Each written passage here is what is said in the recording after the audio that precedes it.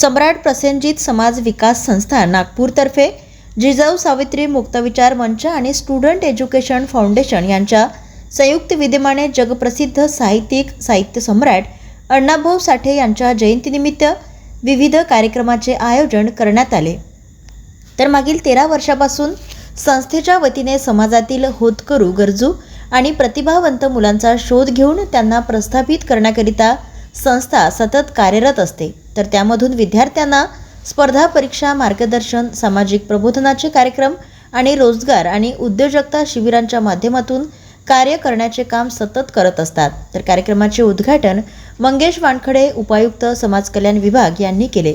तर अध्यक्षस्थानी गोपालजी वानखडे हे होते। या प्रसंगी सामाजिक क्षेत्रात उल्लेखनीय कामगिरी करणाऱ्या मान्यवरांचा आणि गुणवंत विद्यार्थ्यांचा सत्कार करण्यात आला।